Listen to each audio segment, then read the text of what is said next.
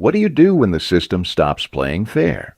When the compliance report is altered, the safety protocols are ignored, and the pressure to look away comes with a smile. Most people panic, they argue, they beg, or they explode in anger. And in doing so, they sign their own destruction. But Niccolo Machiavelli understood a darker truth. In a corrupt world, innocence is not a virtue, it is a liability. He knew that the man who reacts first loses first. Consider Elias, a senior compliance officer who discovered his company was poisoning the very seniors he swore to protect. His bosses expected him to fight. They expected noise. Instead, Elias chose something far more dangerous: silence. In this video, you will learn the 7 rules of forensic silence. These are not tricks for social dominance. They are weapons of principled detachment designed to dismantle corruption from the inside out. We will move beyond emotion and into the architecture of justice. By the end, you won't just know how to survive the betrayal. You will know how to document it, isolate it, and ensure that the truth becomes the weapon that destroys them. The game has changed. Stop reacting. Start auditing. Rule 1, the protocol of forensic silence. The first rule of war is not to strike, but to see. When the pressure begins, when a superior asks you to bypass a safety check or forget a discrepancy in the ledger, the amateur reacts. They argue, they panic, they try to reason with someone who has already decided to be unreasonable. This is exactly what the corrupt player wants. They need your emotion because emotion creates noise, and noise covers their tracks. Niccolo Machiavelli warned that the prince who loses his temper loses his throne. In the modern corporate battlefield, the person who speaks first loses the narrative. Consider Elias. When his director demanded he sign off on a flawed distribution log for Catalyst Enterprises, Elias did not say no. He did not raise his voice. He simply said, "I need to review the data," and went silent. While the director ranted, expecting a fight, Elias was recording. He noted the time, the specific request, the tone of coercion. This is forensic silence. It is not passive avoidance. It is active data collection. Machiavelli understood that information is the only true currency of power. By withholding your reaction, you deny them intelligence about your position. You become a black box. They cannot predict your move because you have made no move. You are building the case file while they believe they are winning the argument. In this silence, you are not weak. You are the observer gathering the evidence that will eventually dismantle their entire operation. Do not react. Record. Let them speak until they hang themselves with their own words. Rule 2. Structural integrity. Over emotional defense, a prince must build on foundations that are his own, not on those of others. Once they realize you aren't reacting emotionally, they will shift tactics. They will attack your character. They will call you difficult, paranoid, or not a team player. This is a trap designed to drag you into an emotional debate where facts don't matter, only feelings do. Most people fall for this. They start defending their integrity, pleading their case, trying to prove they are a good person. Stop. You are now arguing on their terrain. Machiavelli taught that power is not about being right. It is about controlling how reality is interpreted. If you argue about your character, you accept their frame. Instead, adopt the mindset of the engineer. When a bridge is compromised, you do not beg the corrosion to stop. You point to the structural crack. Elias didn't defend his loyalty when accused of being obstructive. He simply placed the FDA, Regulation Show C, on the table and pointed to Section 4, Paragraph B. He shifted the conversation from Elias versus the boss to truth versus violation. This is structural integrity. You remove yourself from the equation entirely.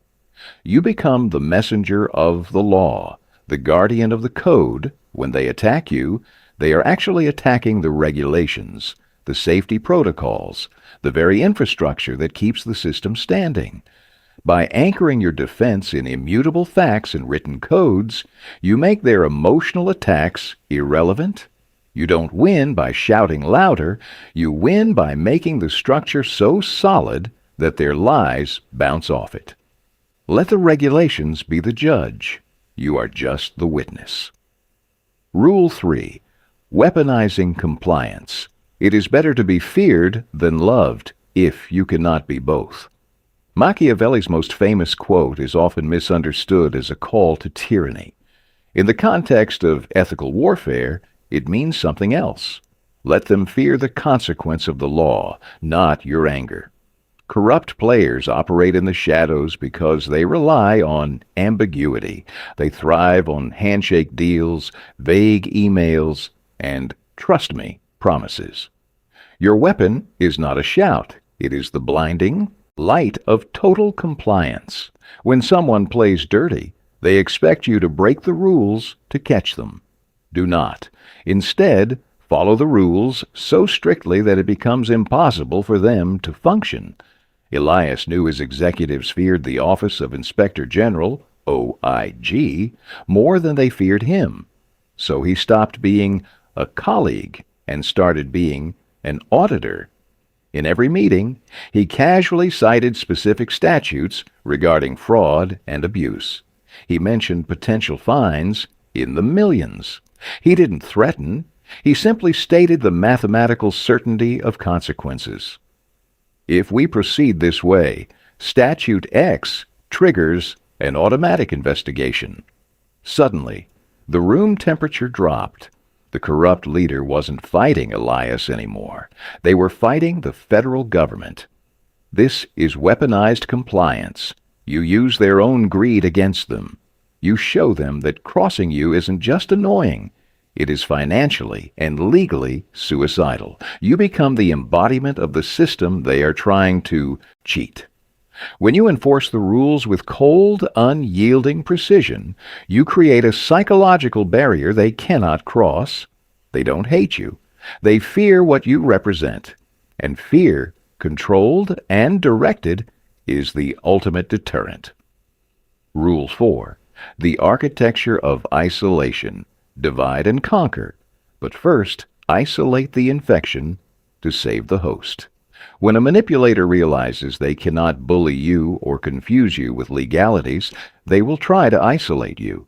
They will whisper to colleagues, claiming you are blocking progress, that you are the problem. They want to turn the tribe against the individual. This is where most whistleblowers fail. They try to fight the gossip war. They try to convince everyone they are right. Wrong move. Machiavelli understood that trying to please everyone leaves you vulnerable to everyone. Instead, you must practice the architecture of isolation. You do not isolate yourself. You professionally isolate them. Think like a civil engineer sealing off a compromised beam to prevent a total collapse. Elias stopped attending informal lunches. He stopped answering non-essential calls. He moved all communication to email, copying legal counsel, Robert Chen, and federal liaisons, Agent Hoffman, on every single message. He created a firewall of procedure. Suddenly, the corrupt executive found they could not get anything done. Their requests hit a wall of policy. Their influence evaporated because Elias had cut off their access to the resources they needed to operate. You don't badmouth them. You simply remove the oxygen of your cooperation. You starve their scheme of the approval it needs to breathe. As you tighten your circle and adhere strictly to protocol, observers begin to notice. They see you working calmly, while the other person grows increasingly desperate and chaotic. You don't have to say a word. The isolation happens naturally because unethical behavior cannot survive in a vacuum of strict accountability. You save the organization by cutting out the cancer. Rule 5 and 6. Calculated consequence and starving the chaos. Injuries should be inflicted all at once. Benefits should be granted little by little. There comes a moment when silence is no longer enough. The observation phase is complete. The evidence is gathered. The isolation is total. Now you act. But remember Machiavelli's warning: cruelty, when used, must be decisive and calculated, never impulsive. This is calculated consequence. It is not revenge. It is the enforcement of boundaries. If you hesitate here, if you offer one last chance out of mercy, you teach them that your principles are negotiable, and if they are negotiable once, they will be tested again. Elias felt no anger when he finally filed the formal report. He felt nothing. This is principled detachment. He didn't scream, "You're fired," or "You're going to jail." He simply triggered the automated audit protocol. He cut the supply line. The corrupt scheme stalled instantly because the signature it needed never came. The chaos engine starved. Manipulators feed on reaction, on drama, on the ability to twist narratives. By delivering a cold, procedural consequence, a frozen account, a triggered investigation, a revoked access card, you deny them the drama they crave. You don't give them a fight, you give them a result. This shocks them because they expected an emotional explosion they could manipulate. Instead, they got a brick wall. You teach them that crossing you has a cost, and that cost is paid immediately and in full. Mercy without strength is weakness. But mercy paired with the absolute certainty of consequence commands order.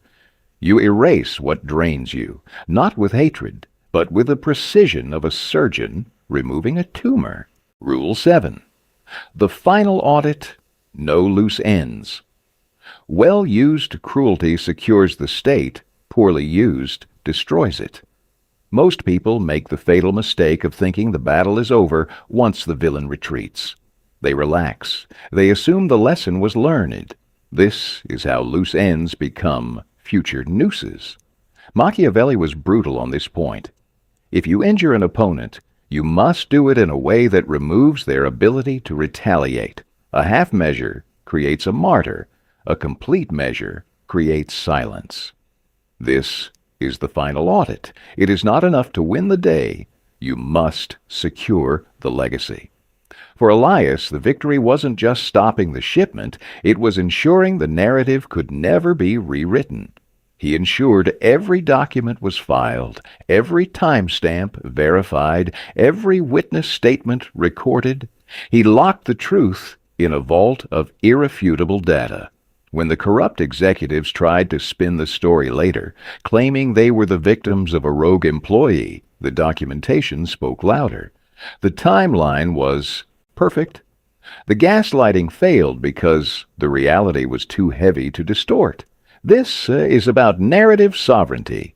You protect your family, your reputation, and your future by leaving no room for doubt. You don't leave loose ends for them to tie knots with. You finish the job so completely that there is nothing left to fight about. The door is closed, locked, and welded shut. This finality is the ultimate act of love for those you protect. Your daughter Emma, your mother Helen, the vulnerable seniors. You ensure that the truth stands forever, not just for today, but for history. When it is done, it stays done. You've just learned that true power isn't noise. It's the silence before the audit. Most will keep reacting, handing their enemies the weapons to destroy them. But you now see the structure behind the chaos. You know that integrity, when weaponized with precision, is unstoppable. Don't just defend your ground. Redefine the battlefield. Remember, I erase what drains me. Time is my ally. If you're ready to stop playing fair and start securing your legacy, subscribe. The next lesson goes deeper into the architecture of truth. I'll see you in the silence.